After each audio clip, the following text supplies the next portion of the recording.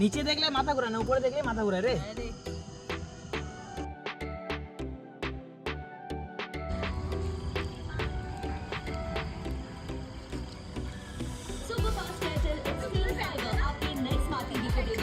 Hello সবাইকে, কেমন আছো তোমরা সবাই? Welcome back to Shruti Singh blog. আমি নিয়ে চলে এসেছি আজকে আরেকটি নতুন ব্লগ। আজকে আমরা কোথাও যাচ্ছিলাম, ট্রাভেল ব্লগ তো আমাদের দেখোই। তো আজকে আমরা কোথাও যাচ্ছিলাম, বাট দুদিনের প্ল্যানিংয়ে ঘুরতে যাচ্ছিলাম। তো কোথায় যাচ্ছি, ডেস্টিনেশনটা তোমরা কিন্তু রাস্তাটা দেখলেই বুঝে যাবে। এই রাস্তাটা দেখে তো অনেকেই গেস করে নিয়েছো এটা গাজলডোবার রাস্তা। গাজলডোবা হয়ে কোথায় চলে যাওয়া যায় তোমরা কেউ বলতে পারো? কমেন্টে কিন্তু অবশ্যই জানাবে। খুব কাছের আমাদের একটা প্রিয় ডেস্টিনেশন লাটাগুড়ি। তো লাটাগুড়িতে একটা রিসর্টে আমাদের দুদিনের থাকার প্ল্যানিং হয়। তো সেই উদ্দেশ্যে আমরা বেরিয়ে পড়ি সকাল সকাল, আর্লি মর্নিং বেরিয়ে পড়ি। আর সকালে ব্রেকফাস্ট করে না বেরোনোর জন্য আমাদের কিন্তু গাজলডোবায় গিয়ে খিদে পেয়ে যায়। তো সেখানে আমরা একটা দোকানে বসে একটু ব্রেকফাস্ট সেরে ফেলি সবাই মিলে। তো আমরা ফুল ফ্যামিলি যাচ্ছিলাম ঘুরতে, খুব আনন্দ করার উদ্দেশ্যে। কতটা আনন্দ করেছি সেটা কিন্তু পুরোটা ব্লগ তোমরা দেখলে অবশ্যই জানতে পারবে।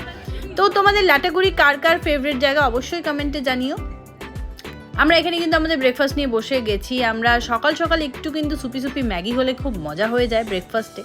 তো সেই ম্যাগি খেলাম, চা খেলাম, এইসব খেয়ে দিয়ে তারপর কিন্তু আমরা গাজলডোবা ব্রিজ হয়ে ক্রান্তি হয়ে রওনা দিলাম কিন্তু একদম লাটাগুড়ির উদ্দেশ্যে। লাটাগুড়ি আমাদের খুব প্রিয় জায়গা। একটা ওয়াইল্ড লাইফ সেঞ্চুরি আশেপাশেই আছে, তার জন্য কিন্তু একদম ফরেস্টের মধ্যেই আমাদের রিসর্টটা কিন্তু ছিল। দেখো এই রাস্তা ধরে কিন্তু ফরেস্টের মধ্যে দিয়েই কিন্তু আমরা রিসর্টে চলেছিলাম। আর আমাদের রিসর্ট ছিল গ্রিন ল্যাগন। গ্রিন ল্যাগন কারা কারা গিয়েছো আমাদের অবশ্যই কমেন্টে জানাবে। আর এই রিসর্টটা এতটা সুন্দর তোমরা পুরো ভ্লগটা দেখলে জানতে পারবে। আর তোমরা যদি কেউ এই রিসর্টের এনকোয়ারি চাও আমার কাছে কিন্তু অবশ্যই মেসেজে কমেন্টে জানাবে, আমি কিন্তু মেসেজে রিপ্লাই দিয়ে দেবো। তো এটা ছিল আমাদের বেডরুম। একটা বেডরুম এরকম, আর একটা বেডরুম, দুটো বেডরুম আমাদের বুক ছিল। তো এই যে আমাদের বেডরুমটা দেখো কত সুন্দর। অ্যান্ড টিভি আছে, সোফা সেট খুব সুন্দর। অ্যান্ড এটা খুব সুন্দর বেডটা। এখানে একটা ড্রয়ার আছে, যদি কিছু রাখতে চাও রাখতে পারো। ড্রেসিং টেবিল,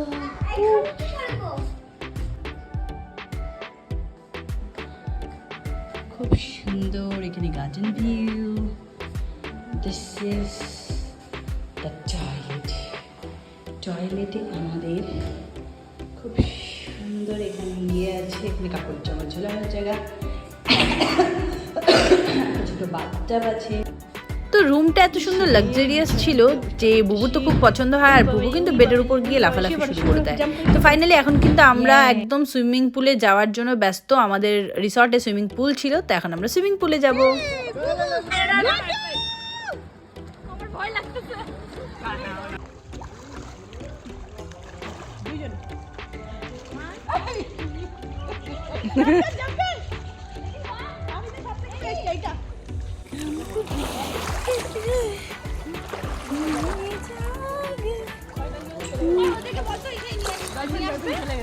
কাকে পুলে এলাও নাই? রিয়া রিয়া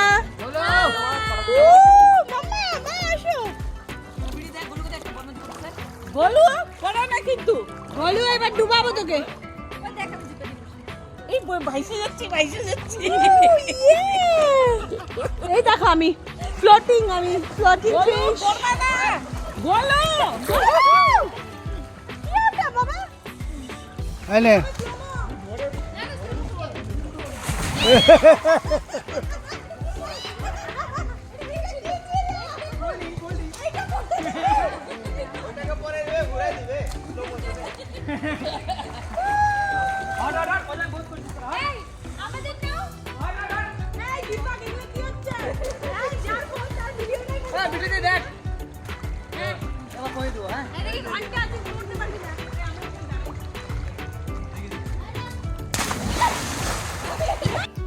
আমরা সুইমিং পুলে ডুবার পর থেকে তো আর ওঠার নামই ছিল না, মানে রিসর্টের সবাই ভাবছিল এরা কখন উঠবে সুইমিং পুল থেকে, আর আমরা তো মানে না পেয়েছি ধন কি বাহারি কি বা জন কি বলে, আর তো আমরা সুইমিং পুল পেয়ে তার কেউ সুইমিং পুল থেকে উঠতে চাইছিলাম না। সাইডে হচ্ছিল মিউজিক আর আমরা কিন্তু একদম পুল পার্টির মুডে ছিলাম, তো সবাই মিলে কিন্তু খুব আনন্দ করছিলাম।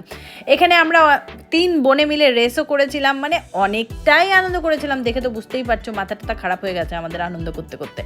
তো এত আনন্দের পরে আমরা কিন্তু ফুল টায়ার্ড হয়ে যাই আর একদম চেঞ্জ করে কিন্তু আমরা সব হোটেল রুমে গিয়ে ল্যাদ খাওয়ার পরে কিছুক্ষণ রেস্ট করার পরে আমরা কিন্তু বেরিয়ে পড়ি একটু ইভিনিং ওয়াক করার জন্য। মাঝখানে কিন্তু আমাদের লাঞ্চটাও আমরা ঠিক সেরেই নিই। এই যে ইভিনিং ওয়াক করতে বেরিয়েছি আর কি সুন্দর ওয়েদার, মানে কি আর বলবো। আর রিসর্টটাও ছিল এতটাই সুন্দর। এই রিসর্টে কিন্তু আমার সেকেন্ড টাইম যাওয়া, ফার্স্ট টাইম আমি বিয়ের পরপর গিয়েছিলাম, তো খুব আনন্দ করেছিলাম। ফার্স্ট টাইম মেবি বুবুকে নিয়ে গিয়েছিলাম, তো যাই হোক খুব আনন্দ করেছিলাম। তো মাদের ইচ্ছা ছিল এই রিসর্টে আরেকবার নিয়ে যাব। এখানকার অ্যাম্বিয়েন্সটা এত সুন্দর আর এত সুন্দর পরিবেশ, আমি জানি সবার এখানে খুব ভালো লাগবে, বৃদ্ধ বয়স্ক বাচ্চা সবার এখানে ভালো লাগবে। তো যাই হোক অনেকক্ষণ রিসর্টে ঘোরার পরে মাকে পুরো লন ঠন সব কিছু দেখানোর পরে আমরা কিন্তু সামনে যে জঙ্গলটা ছিল সেই জঙ্গলের দিকে একটু হেঁটে হেঁটে এগোতে থাকলাম। সামনে কেন আগাচ্ছিলাম, সামনে ছিল প্রচুর ময়ূর, মানে এত ময়ূরের ডাক হচ্ছিল কি আর বলবো। সেই ময়ূর দেখার উদ্দেশ্যেই কিন্তু আমরা জঙ্গলের ভিতর একটু হেঁটে আসি। আর এখন কিন্তু রিয়েল আওয়াজটা আমি তোমাদের শোনাচ্ছি যে সত্যি কত ময়ূর ডাকছিল।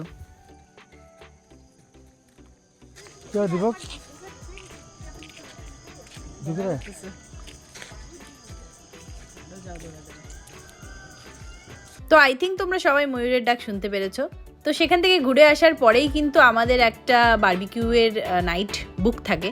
তো এখানে আমরা চিকেন রোস্ট খাবো বলে আমাদের একটা প্যাকেজ বুক থাকে, তো সেখানে আমাদের চিকেন রোস্ট হচ্ছিল। এখানে কিন্তু কেজি হিসাবে তোমরা চিকেন রোস্ট পেয়ে যাবে, আর ওরা খুব রিজনেবল প্রাইসে খুব সুন্দর খুব টেস্টি চিকেন রোস্ট করে দেয়। তো এই জায়গাটাও কিন্তু তোমরা এটা এনজয় করতে পারো।